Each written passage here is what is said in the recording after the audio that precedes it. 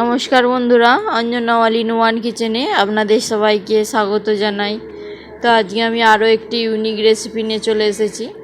তো রেসিপিটার নাম হলো পনির পটলের ভর্মা। তো দেখতেই পাচ্ছেন বন্ধুরা, তো তার জন্য আমি প্রথমেই 5টি পটল নিয়েছি এবং এই পটলগুলিকে আজকে কিভাবে সাধারণ একটি ডিশ অসাধারণ বানিয়ে তুলি সেটাই দেখাবো। তো তার জন্য আমি এখানে 3 থেকে 4টি পেঁয়াজকে কেটে নিয়েছি এবং অল্প পরিমাণে টমেটো কুচিয়ে নিয়েছি। 2 চামচ পরিমাণে রসুন বাটা নিয়েছি। তো এখানে 2টো পরিমাণে কাঁচা লঙ্কাকে কুচিয়ে নিয়েছি ছোট ছোট করে। তো বন্ধুরা, পনির পটলের ভর্মাটি তৈরি করার জন্য প্রথমেই কড়ার মধ্যে আমি অল্প পরিমাণ ঠিক 2 থেকে 3 চামচ পরিমাণে তেল নিয়েছি এবং 1 চামচ পরিমাণে জিরে নিয়েছি। 2টি কাঁচা লঙ্কা কুচিয়ে রাখা ওগুলিকে আমি দিয়ে দিয়েছি কড়ার মধ্যে এবং পেঁয়াজ কুচিগুলিকে তারপরে দিয়ে দিচ্ছি। দিয়ে কিছুক্ষণ নাড়াচাড়া করে নেব পেঁয়াজগুলির সাথে মশলাগুলিকে। তো বন্ধুরা, আমি কিন্তু কড়ার মধ্যে প্রথমে অল্প পরিমাণে তেল নিয়েছিলাম। তো এরপর আমি পটলগুলিকে কিভাবে কতটা পরিমাণে ছাড়িয়ে নেব সেগুলিকে আমি আপনাদেরকে দেখাচ্ছি। তো দেখতেই পাচ্ছেন বন্ধুরা, আমি পটলগুলিকে পুরোপুরিভাবে খোলা ছাড়াইনি, এমনি জাস্ট মাঝখানতে একটু একটু জাস্ট খোলাগুলোকে ছাড়িয়ে নিয়েছি। এরপর আমি পটলের মুখটির সামনে কেটে নিয়েছি। তো দেখতেই পাচ্ছেন বন্ধুরা কীরকমভাবে আমি কেটে নিয়েছি। এর মুখটি কিন্তু আমি বাদ দেব না, এটিকে এখন সাইডে আমি রেখে দেব এবং একই রকমভাবে আরও যে 5টি পটল রয়েছে সেগুলিকে আমি কেটে নেব একই রকমভাবে। এবং তো বন্ধুরা দেখতেই পাচ্ছেন কেটে নেওয়া হয়ে গেছে। তো এরপরে আমি একটি চামচের দ্বারাই এর যে ভিতরের অংশগুলিকে বের করে নিয়েছি। একই রকমভাবে সব পটলগুলির ভেতরের অংশগুলিকে বের করে নেব চামচের দ্বারাই। তো বন্ধুরা দেখতেই পাচ্ছেন পেঁয়াজগুলি হালকা নাড়াচাড়া হয়ে এসেছে। এরপরে আমি টমেটো কুচিগুলিকে দিয়ে দেব, দিয়ে আবারও কিছুক্ষণ নাড়াচাড়া করে নেব। তো বন্ধুরা 2 থেকে 3 মিনিট টমেটো কুচিগুলিকে নাড়াচাড়া করে নেওয়ার পরে এরপর 2 চামচ পরিমাণে আদা রসুনের পেস্ট আমি দিয়ে আবারও কিছুক্ষণ ধরে নাড়াচাড়া করে নেব। আপনারা কিন্তু গ্যাসের তাপমাত্রাটি একদম অল্প পরিমাণে রাখবেন। তো দেখতেই পাচ্ছেন এরপরে আমি পনিরগুলিকে দিয়ে দেব। পনিরগুলি দেওয়ার পরে খুন্তির দ্বারা টুকরো টুকরো করে নেব। তো বন্ধুরা, পনিরগুলিকে আমি খুন্তির দ্বারাই ভালো করে টুকরো টুকরো করে মিক্স করে নিয়েছি। তো পনিরগুলিকে ভালো করে মিক্স করে নেওয়ার পরে আমি 1 চামচ পরিমাণে লঙ্কা গুঁড়ো দিয়ে দিচ্ছি। এরপর আমি দিয়ে দিচ্ছি 1 চামচ পরিমাণে ধনে গুঁড়ো। এরপর দিয়ে দেব হলুদ গুঁড়ো 1 চামচ পরিমাণে। এরপর দিয়ে দেব পটলের যে মাঝখানের অংশগুলিকে দিয়ে আবারও কিছুক্ষণ নাড়াচাড়া করে নেব। তো বন্ধুরা, মশলাটিকে ভালো করে নাড়াচাড়া করে নেওয়ার পরে এরপর আমি 1 চামচ পরিমাণে লবণ দিয়ে দেবো। তো লবণটা আপনাদের স্বাদ অনুযায়ী আপনারা অবশ্যই দেবেন। লবণটি দিয়ে দেওয়ার পরে কিছুক্ষণ আবার নাড়াচাড়া করে নেব মশলাটিকে। এরপর দিয়ে দেব 1 চামচ পরিমাণে মিট মশলা পাউডার, দিয়ে আবারও কিছুক্ষণ মিক্স করে নেব মশলাটিকে। তো বন্ধুরা, এখনও কিন্তু আমি গ্যাসের আঁচটি একদম নিম্ন আঁচে রেখেছি। আপনারা কিন্তু বেশি আঁচ দেবেন না, তাহলে কিন্তু মশলাটি লেগে যেতে পারে।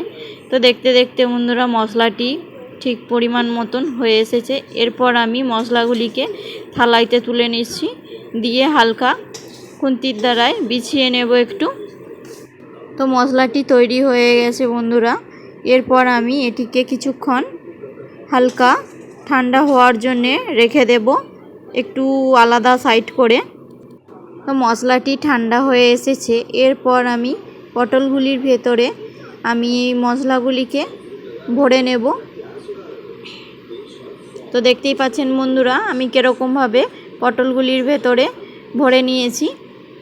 এরপর আমি কড়ার মধ্যে একদম একটু বেশি পরিমাণে তেল নেব, অল্প পরিমাণে না, 5 থেকে 6 চামচ পরিমাণে তেল নিয়েছি এবং এরকম আমি কাঠি তৈরি করে নিয়েছি।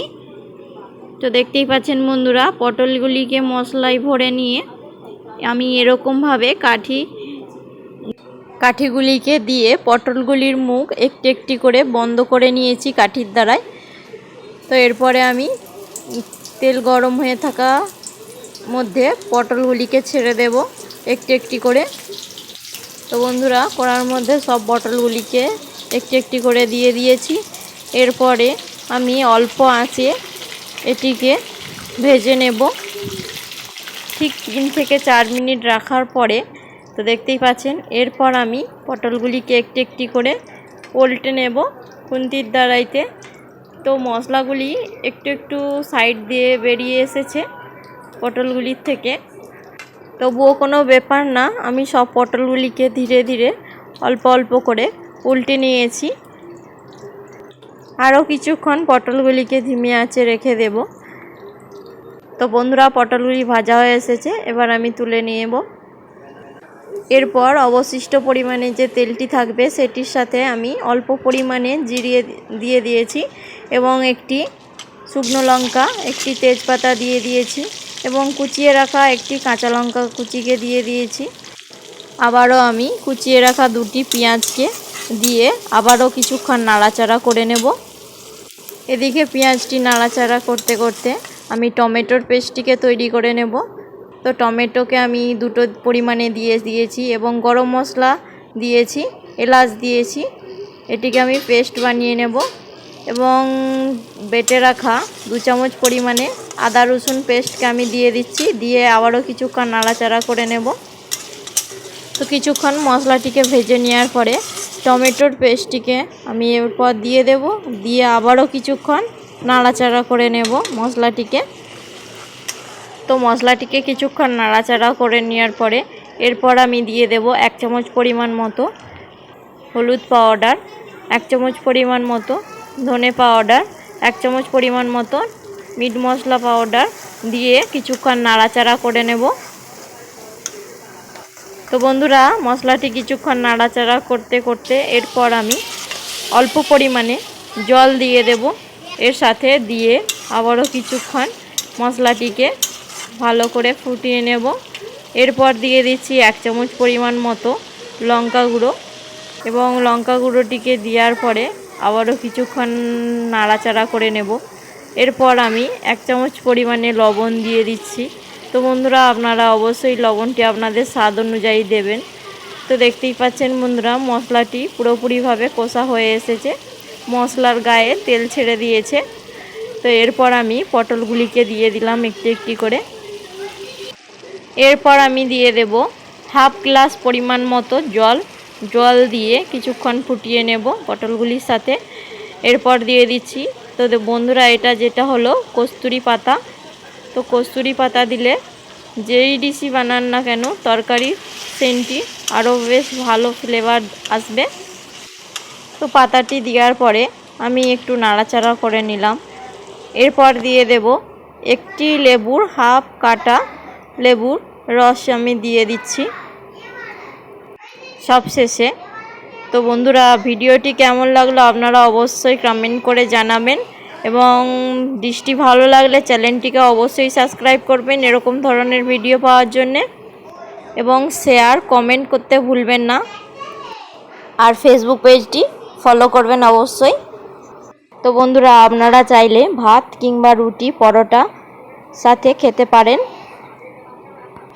তো আজকের ভিডিওটি এই পর্যন্ত, দেখা হচ্ছে পরের আবার একটি ইউনিক ভিডিও নিয়ে।